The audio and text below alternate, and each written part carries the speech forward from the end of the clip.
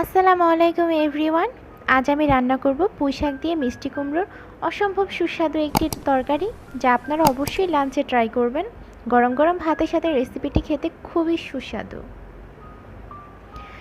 রেসিপিটি তৈরি করতে আমি প্রথমে এখানে 250 গ্রাম পরিমাণের পুঁই শাক নিয়ে নিয়েছি। আমি পুঁই শাকগুলোকে খুব ভালোভাবে ছোট ছোট করে কেটে নিব।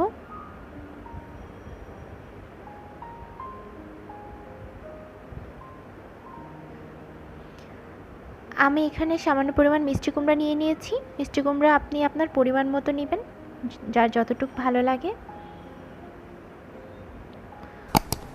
আমি এখানে কড়াইতে হাফ কাপ পরিমাণ তেল দিয়ে দিলাম। রেসিপিটি তৈরি করতে খুবই সামান্য উপকরণ লাগে। আমি এখানে 1 চা চামচ পরিমাণ কালো জিরা দিয়ে দিলাম।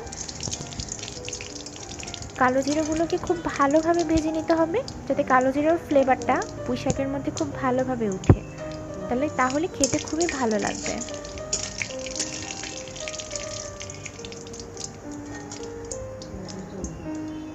কালো জিরাগুলো প্রায় ভাজা হয়ে এসেছে।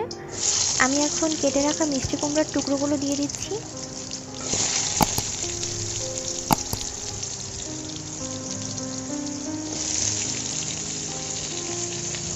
মিষ্টি কুমড়োগুলো খুব ভালোভাবে ভেজে নিতে হবে। চুলার আঁচটা অবশ্যই আপনারা মিডিয়াম রাখবেন, না হলে কালো জিরাগুলো একদম পুড়ে যাবে।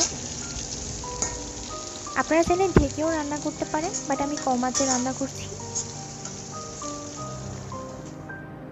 আমি এখন মিষ্টি কুমড়োর মধ্যে কেটে রাখা পুঁই শাকগুলো দিয়ে দিলাম। হাফ চা চামচ হলুদ গুঁড়ো দিয়ে দিয়েছি। সামান্য কিছুক্ষণ ভেজে আমি পুঁই শাকগুলোকে ঢেকে দিব। ঢেকে ঢেকে আমি রান্না করব। আপনারা ঢাকনা অবশ্যই একবার ইউজ করবেন, বারবার ঢাকনা দিলে পুঁই শাকের যে কালারটা নষ্ট হয়ে যাবে। আমি 10 মিনিটের মতো ঢেকে দিলাম। আমার পুঁই শাক প্রায় হয়ে এসেছে। আমি এখানে 2-4টি কাঁচামরিচ দিয়ে দিয়েছি।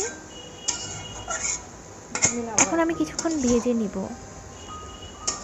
আপনি এখন যতক্ষণ ভাজবেন, সেই ভাজার উপরে পুঁই শাকটা খেতে আরও বেশি সুস্বাদু হয়।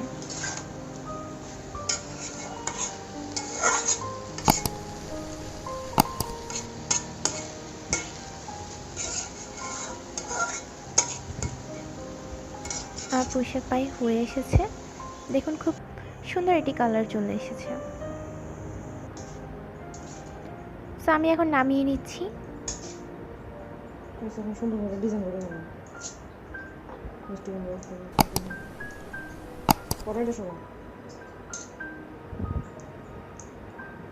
সো বন্ধুরা, তৈরি হয়ে গেল আমার এই অসাধারণ একটি রেসিপি। খেতে খুবই সুস্বাদু। আপনারা অবশ্যই বাসায় ট্রাই করবেন। আমার ভিডিও যদি আপনাদের ভালো লেগে থাকে, অবশ্যই লাইক করবেন, কমেন্টস করবেন, শেয়ার করবেন, আর আমার চ্যানেলটি সাবস্ক্রাইব করতে ভুলবেন না। Thank you so much.